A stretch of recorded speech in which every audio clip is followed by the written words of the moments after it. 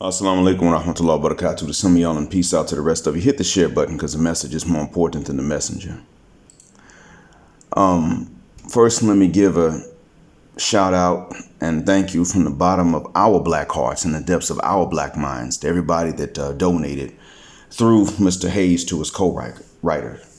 The three of us, thank you. Shouts out go to KW by name, G Thotto, and GR Deemer by name. Now, as far as other donors of whom I've not yet been informed, that went directly to Brother Hayes to give to the co-writer, though I'm not informed yet, believe me when I tell you I thank you. I mean that. I'm in a scenario now. Sorry. I'm in a scenario now where Patreon is taking down the account.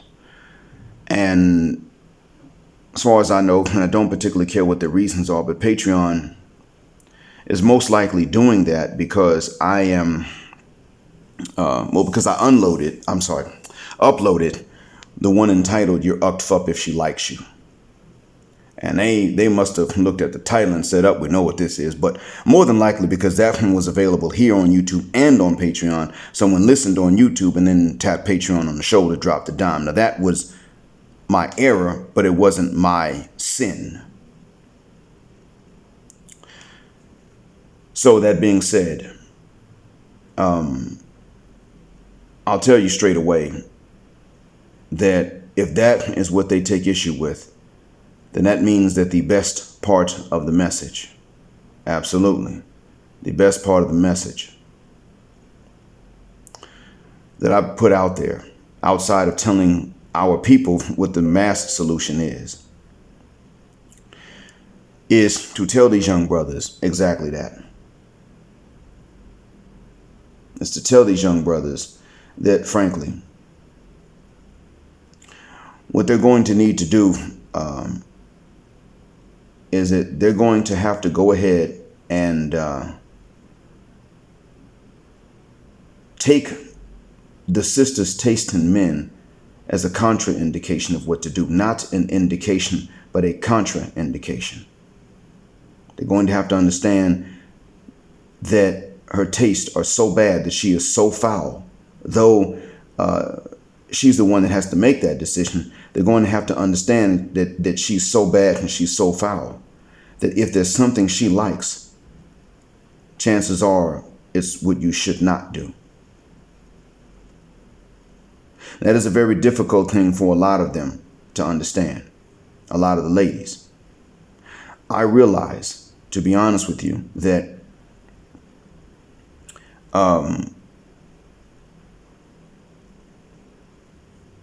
this is countercultural for a lot of us.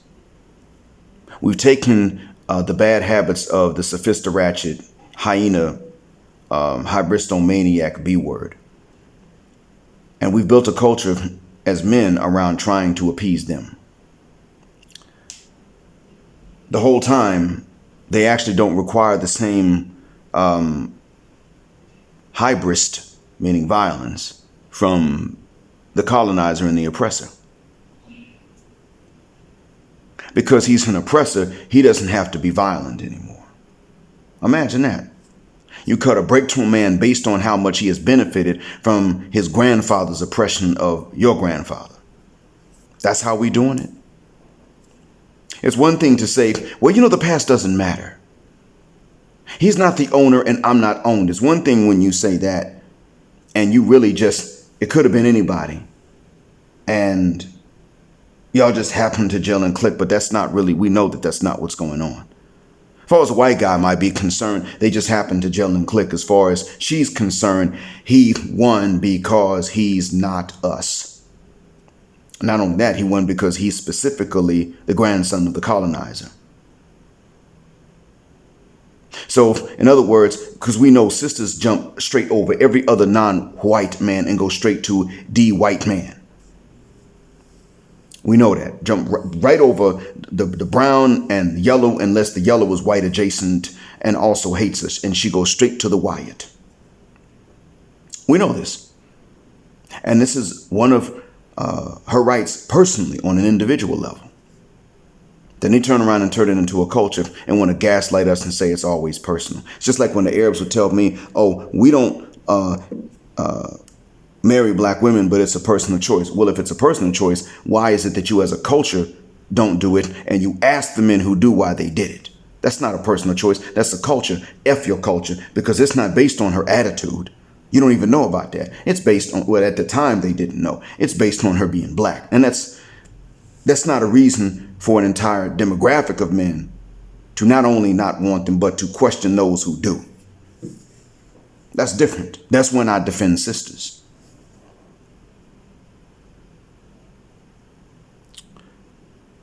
But when you tell them this changes everything, because it even changes the economy. See, when brothers decide that they're not going to try to impress these boom shikas and bonquishas and sophisticated sapphires anymore, guess what happens? Brothers decide they're not going to do this. That means a lot of money is no longer spent on jerseys and fitted caps and specific jeans and shoes and gaudy jewelry and gold teethers and tattoos trying to impress these hoes at the club. That's what this means. It means that it goes beyond just the money that's no longer being spent by white men on their women, because marriages and even romance are going down. Less Valentine's Day revenue, less wedding revenue and wedding cakes and wedding dress purchases and tuxedo rentals and venue rent, less of that, less wedding photographers. You know, that's already being spent a lot less and less and less now. And I've seen it with my friends that are photographers. They're doing more family portraits and fewer weddings as time goes on. And the family portraits are people that have been married for a while, but they're doing fewer new wedding portraits. They're there, but few. I've seen it. I can notice a pattern. It's not a big glaring one, but I can notice it. If I think about it, yeah, it's there. They must notice because these photographers are also women. So they know what's going on. Unless they're distracted by something else, they know what's going on. So stop and think about this. You've got a situation in which money's already being spent less and less. Then you're going to have brothers changing their spending habits and their focus habits, because they're going to understand that it's not worth it to hold themselves back academically and with regards to skill and financially and culturally, even psychologically, for a chance at having a legacy. They'll understand it's not worth it because they can't develop themselves in a way the sisters are going to approve. It's not possible. Because she's only going to approve of counter-development, underdevelopment, not development. So they're going to start changing the whole culture and the economy with it. This is already beginning at this point. If me pointing out that thing that starts it, the realization that she is actually a contraindication of the way a man should go to really be a man, then put that message in the ears of the young brothers that you know. 10. Because at 10, they'll notice the pattern at 13 and it'll still be close enough in time for them to remember. 13-year-old may not remember what he learned at 7, but he'll remember what he learned at 10, what you told him at 10. Put it in their ears and tell them they don't have to take your word for it, but for them to watch as they get older. Say, watch and see if you can see what I'm talking about. Come back to me. And if you can't reach me, at least you'll know. And then later, they get 13, maybe even 12. They start seeing it.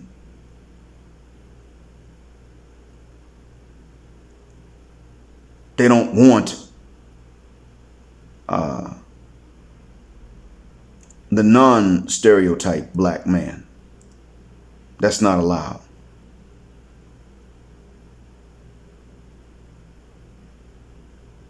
None of that. No. Don't do that. The non-stereotype is not allowed. You need to get the felonies, the tats, The other chicks running after you because of the tats and the felonies. Hell, the bodies. You know how far it goes. I don't have to tell you. You've been there before. See, even the way that we argue with each other in the manosphere, black manosphere, I mean, is in part influenced by this culture, which was built by us around trying to appeal to these hoes. We still have the male hyena software in us in many cases. You got to really, really, really, really think deeply and then practice certain things in life to get rid of it.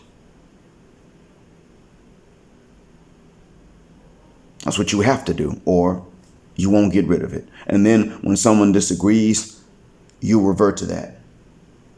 Man, I ain't about to let nobody ever, and before you know it, the punking that you were never going to let anybody do, or the disrespect you were never going to tolerate, becomes just somebody telling you where at least it looks to them like you're wrong. You take that as an attempt to punk you and to disrespect you. And then you're like, no, that ain't going to happen.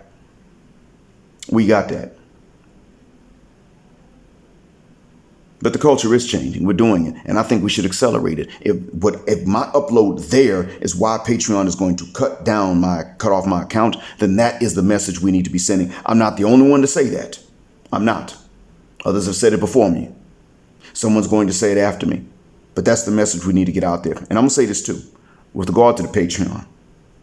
I'm not monetizing it on YouTube because it ain't worth it.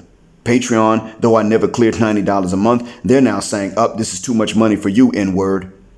That was too much truth. You should not be financially rewarded at all for this. So that being said, if that's the case, fine. Odyssey ain't messed with me yet. They ain't up here trying to shoot down YouTube stuff, strikes and all that. They ain't with that. So that being said, I'm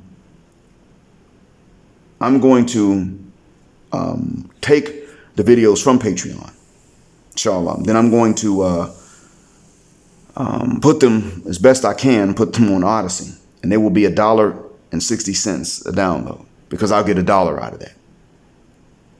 Making an Odyssey account is generally easy. It's just that the human verification part is about 35 seconds. It's several steps, but you can do it.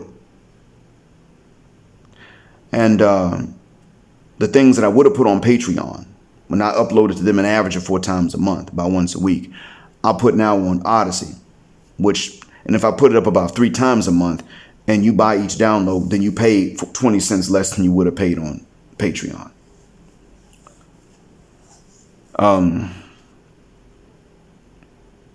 If you want me to do it 4 times and you download all 4 of my uploads, then you'll be paying $6.40 a month. And I'll get 4 of those dollars. So those who want to support will still be able to. And I'm not going to go up much in price, if at all, probably not. So you will still have that option, those of you who want it. But the important thing in this case right now is that message. And if that's what gets them stirred up, then that's the one we need to put out there. Absolutely. No ifs, ands, or buts about it. That's what we need to put out there. To tell these young brothers before they hit puberty that if these broads, and we don't say because they're black or because they're Western, we're going to say if they like violence or dirty dinglings, or they just want the ones that the other chicks have wanted, if they like any of these things, then they are confusing machismo with masculinity. And if that's what they want, then you're going to have to understand that the day they like you, it means something's wrong. And at the very least, there's something right that's missing in you. That's on a good day. We let these brothers know that. And then they're going to understand. You know what? Never mind. You tell them that, they'll start checking that in these white broads too. And I'm not advocating, despite what YouTube is going to try to say or anybody else, I'm not advocating harming any of these women. Let them do it on their own like they said. That's the best thing. Your hands are clean. They either learn or they don't. It doesn't make a difference to you anyway, because you'll be busy with the ones that weren't on that BS, trying to drive you away. but put that message out there if she's on that BS, that Western hyena broad BS. Then the men she seems to like got something wrong with them. And understand this, quiet as it's kept, we now understand, based on the divestment movement, we now realize that they don't truly like even the swaggerillas after whom they chase. They don't really like them either. How do we know? Because there's still a man that they like and want so much and so badly that he doesn't even have to be a thug stereotype swaggerilla to get her. And that's Master's grandson. That's how we know. He doesn't have to take cemetery or penitentiary chances to get her.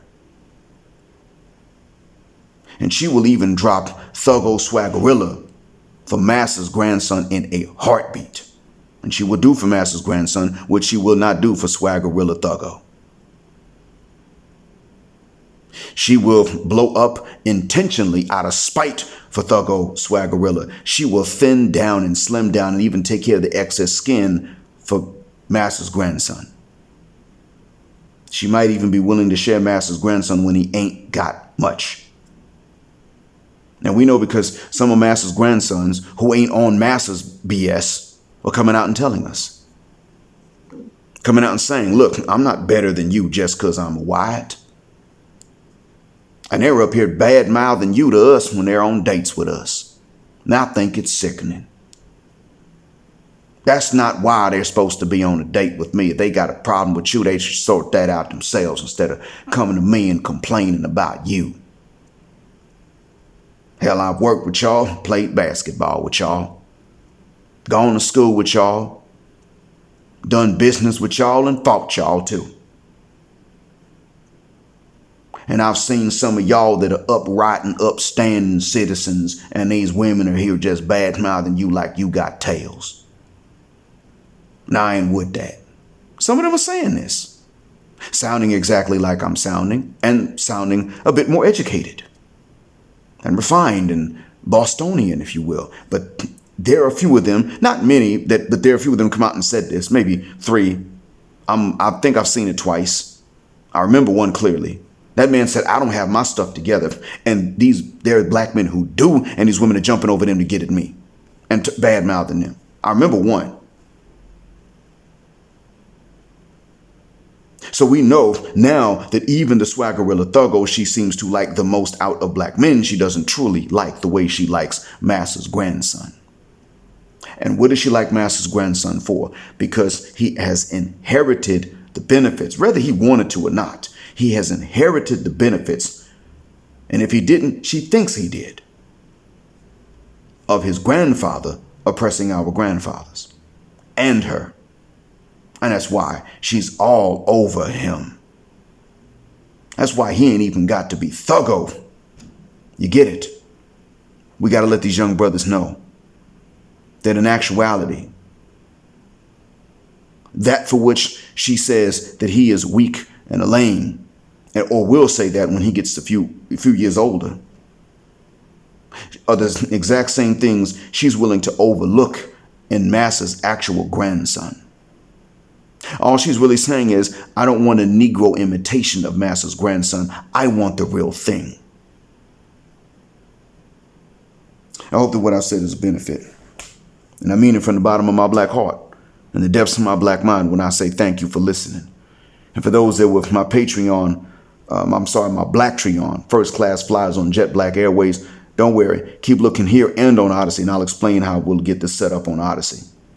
As for this coming weekend, I'm going to be traveling, inshallah, visit my girlfriend back in the city in which she's still working. And I got to go back to work Sunday morning, my time, which will be Saturday night yours. So I'll be off work back here in Riyadh. At least I'll be free to do another recording on Sunday morning, you all's time. I may not actually be doing it, but at least that's when I'll be back in Riyadh and free. Thank you all for listening. Black heart, black mind, black out. Assalamu alaikum. And as always, black heterosexual, non-select male power just because they don't like it. Black patriarchy till extinction of judgment day. And thank you again for flying with me on Jet Black Airways, where jet black is also a verb. Keep jetting black with me till the wings and the wheels fall off.